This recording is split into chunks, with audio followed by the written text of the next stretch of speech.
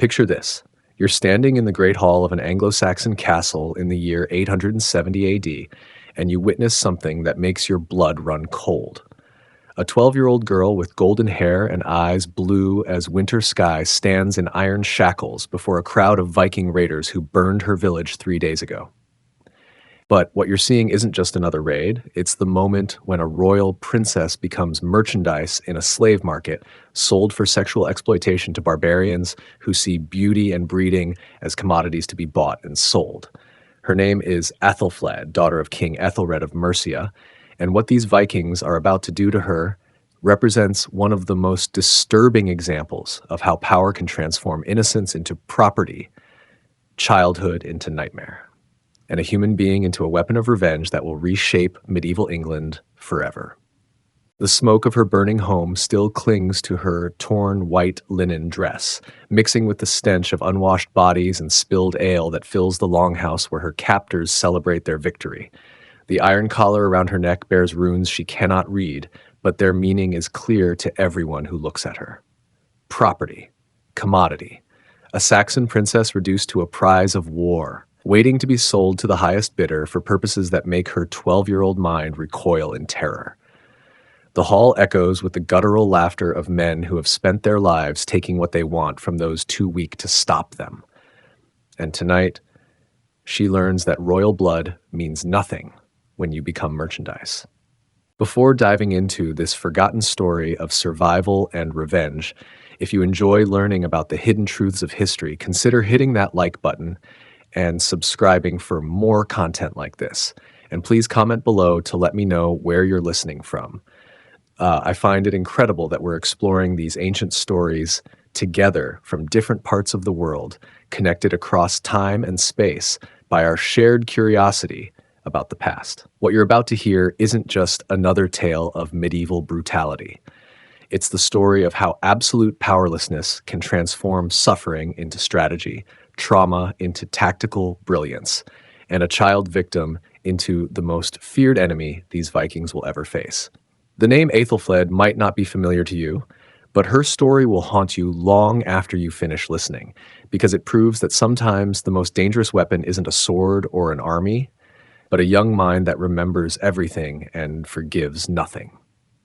The auction begins at dawn, and you watch as 36 Viking jarls and slave traders gather in the great hall that was built by her grandfather's grandfather, now defiled by the presence of barbarians who see beauty and breeding as commodities to be bought and sold. Your stomach turns as rough fingers grab her chin, forcing her mouth open so potential buyers can examine her teeth like those of a horse. Others pull at her golden hair, testing its length and texture, discussing her potential value for sexual exploitation in terms that would make hardened warriors weep. The bidding starts at 50 silver pieces, and you feel her heart pound as the price climbs higher, each increase representing another year of horror awaiting her in some distant land. 60 pieces. 70. The men who bid on her evaluate her likely virginity, her potential fertility, her resistance to disease, as if she were livestock being prepared for market. She closes her eyes and tries to remember her mother's face, but the memory seems to fade with each shouted bid, each casual discussion of her body's commercial value.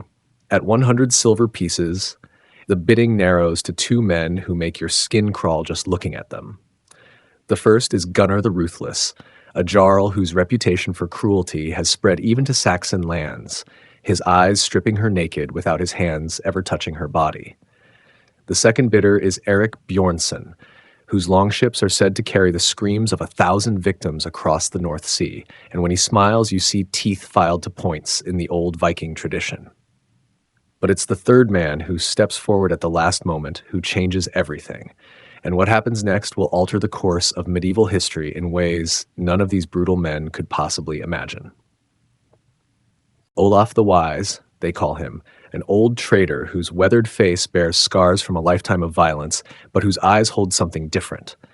Not kindness exactly, but a calculating intelligence that sees something in her beyond her immediate commercial value. He bids 120 silver pieces, more than most warriors earn in a lifetime, and the hall falls silent, as if sensing that this transaction carries weight beyond simple slavery. The journey to his holdings takes 6 weeks by longship, crossing waters so cold and gray they seem to swallow hope itself. She's given a small space in the ship's hold, chained alongside other slaves captured in the same raid, and this is where something remarkable begins to happen. There's Marcus, a Saxon priest whose faith hasn't survived 3 days of captivity, and Gwyneth, a blacksmith's daughter, whose spirit broke when she watched her father die defending their forge. But as the days pass, you notice that unlike her fellow captives, she's not breaking. The rage that burns in her chest grows stronger with each passing day, fed by memories of her father's warriors cut down like wheat, her mother's scream as flames consumed the hall where she took her first steps. The Vikings mistake her silence for submission. But something far more dangerous is happening in that brilliant young mind. She's learning, watching, planning. And what she's planning will make these barbarians wish they had never heard the name Mercia. Olaf's settlement lies on a fjord so deep and narrow it seems like a wound cut into the earth itself, mountains rising on both sides like the walls of a natural fortress, their peaks crowned with snow even in summer. The buildings are constructed from timber, so massive it would take 20 men to move a single beam, and the air carries the constant smell of smoke from the forge where weapons are made and metal is worked. This will be her prison, but it will also become her war college. Your first year in captivity becomes a masterclass in survival that would impress military strategists 1,000 years later. Olaf assigns her to his wife Astrid, a woman whose beauty has been carved away by childbirth and harsh northern winters until only sharp angles and sharper eyes remain. She teaches her the language of her captors while working her from dawn until midnight, not realizing that every lesson is being cataloged for future use. She learns to prepare seal meat and fish in ways that preserve them through the endless winter, discovers how to weave wool so tightly that neither wind nor rain can penetrate it, masters the art of listening without seeming to hear, of moving through the settlement like a ghost who observes everything but attracts no attention. Most importantly, she begins to understand that these Vikings make a crucial mistake that will eventually destroy them. They assume that because she's young and female and Saxon, she's helpless. They speak freely in her presence about raids they're planning, weaknesses in their defenses, conflicts between different jarls that could be exploited by someone clever enough to see the patterns. They don't realize that royal children are educated differently than common folk, that her father spent years teaching her strategy and politics and the art of war. Every casual conversation becomes intelligence. Every overheard argument becomes ammunition for a plan that grows more sophisticated with each passing month. You watch her learn which guards drink themselves senseless every third night and which ones maintain discipline even when ale flows freely. She memorizes the schedules of trading expeditions and the names of every important person in the settlement. She discovers that Harald the smith beats his apprentices but fears his wife, that Bjorn Ironhand owes silver to 3 different jarls, that the settlement's grain stores run low every February. Each detail is filed away in a mind that processes information like a war machine. During her second winter, everything changes when a messenger arrives with news that makes Olaf pace the Great Hall like a caged wolf. Her father is dead, killed in battle against Danish raiders who have overrun much of Mercia. Her brother has fled to Wessex, seeking protection from King Alfred. Her kingdom, her birthright, lies in ruins under foreign occupation. The news should devastate her, but instead, it crystallizes something that has been growing in her mind for months. She's not just a captive anymore. She's the rightful heir to a throne that no longer exists, the last legitimate ruler of a people who have been scattered to the winds. The Vikings who enslaved her have unwittingly created their own worst nightmare, an enemy who knows their weaknesses intimately and has nothing left to lose except her own life, which she's already decided is a small price to pay for justice. But she discovers something even more powerful than her own rage. She's not the only one planning resistance. There are other Saxon slaves in the settlement, some captured years ago, others more recent arrivals, and they've been watching her, recognizing something in her bearing that speaks of noble blood despite her servile status. Slowly, carefully, She begins to make contact with people who will change the course of her war. There's Cuthbert, a grizzled warrior who was captured during the same raid that took her, his sword arm broken and healed poorly, making him useless in battle but valuable for heavy labor. He still remembers the oaths he swore to her father, and his eyes light up with something that might be hope when she reveals her identity. Edith was a kitchen servant in her father's hall who was taken during an earlier raid, learned to blend in so completely that the Vikings barely notice her presence, making her perfect for carrying messages and gathering intelligence. By her third year in captivity, she's built something that would terrify her captors if they knew it existed. A network of Saxon slaves spread throughout the settlement who look to her not as a fellow victim, but as their rightful queen. They bring her information, carry messages, and slowly begin to gather the materials she'll need for what she's planning. But what she's planning requires more than angry slaves and good intentions. She begins to study the patterns of Viking raids and trading expeditions, learning when the settlement is most vulnerable, when the greatest number of warriors are away from home. She memorizes the locations where weapons are stored, notes which buildings burn fastest, identifies escape routes through the mountains. Every detail matters when failure means not just death, but the kind of prolonged torture that makes death seem like mercy. But revenge requires perfect timing, and that timing comes in her fourth year, during the festival of summer solstice, when the entire settlement celebrates with enough ale to float a longship. Most of Olaf's best warriors are away on a trading expedition to Constantinople, leaving behind only a skeleton crew of guards and older men deemed too valuable to risk on dangerous voyages. She spent months preparing for this moment, and what happens next will become legend. Weapons have been hidden in predetermined locations throughout the settlement. Messages have been sent to Saxon communities that survived the Danish conquest, calling them to arms under their rightful queen. Most importantly, she's identified every Viking who participated in the raid that destroyed her home and enslaved her. And tonight, each of them will pay with their lives for what they stole from a 12-year-old girl 4 years ago. The killing begins at midnight, when the last drunken reveler has collapsed into unconsciousness, and you watch as she moves through the settlement like a whisper of death, her stolen Viking sword drinking blood from throats that once laughed at her helplessness. Each death is not random violence, but calculated justice for specific crimes. The man who chained her wrists dies with those same chains wrapped around his neck. The trader who examined her teeth like livestock chokes on the silver he loved so much. Olaf himself she saves for last, finding him in his great hall, sitting alone by the dying fire with a horn of ale in his hand. He's not surprised to see her standing in the doorway with blood on her clothes and murder in her eyes. He tells her he knew she was different from the first moment, that he saw a queen hiding inside a slave girl's body. He admits he bought her because he knew someday she would do exactly this thing, proving that even her captor understood the terrible mistake they had all made. His recognition doesn't save him. She crosses the hall in 3 quick steps and drives her blade between his ribs, angling upward to find his heart.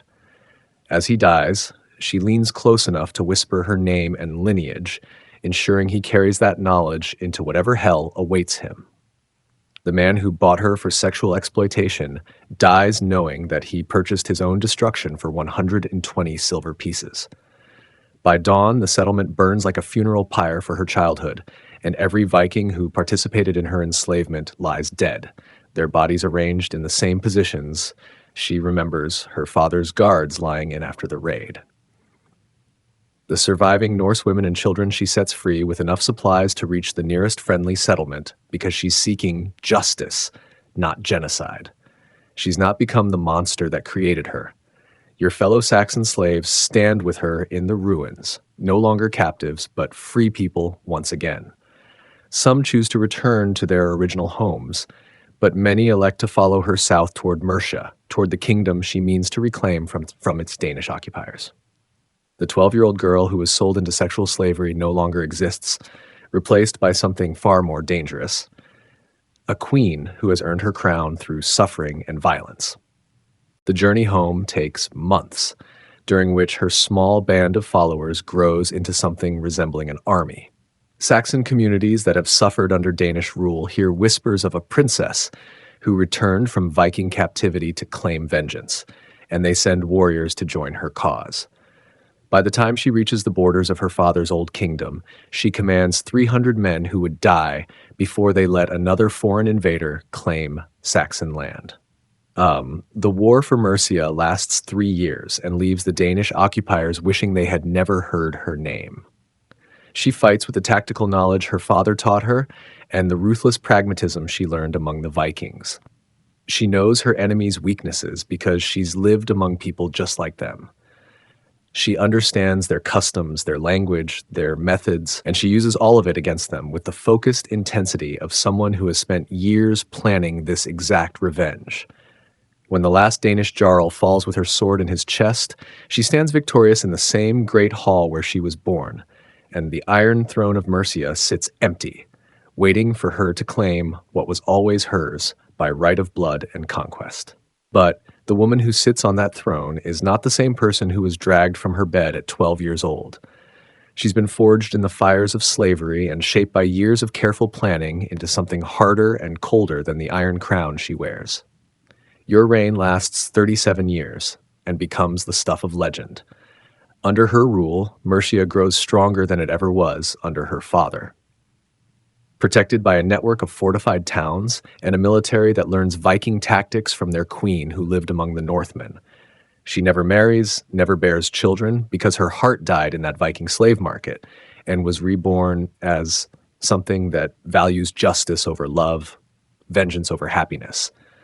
When foreign dignitaries visit her court, they find a ruler whose beauty is carved from ice and whose eyes hold depths that speak of terrible knowledge.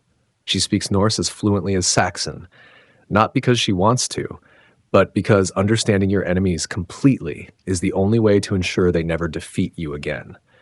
Every decision she makes is informed by the lessons she learned in captivity. The Vikings learned to fear the name Ethelflaed the Avenger, the Saxon queen who rose from slavery to become their greatest nightmare. When they tell stories around their fires at night, they speak in hushed tones of the 12-year-old girl who remembered every insult, every humiliation, every moment of helplessness, and paid it all back with interest that compounded over years of careful planning and perfect timing. Your story becomes a warning whispered in a dozen languages. Be careful how you treat the powerless, because power can shift in ways you never expect. The child you brutalize today might become the enemy who destroys you tomorrow. The slave you underestimate might be the queen who ends your bloodline.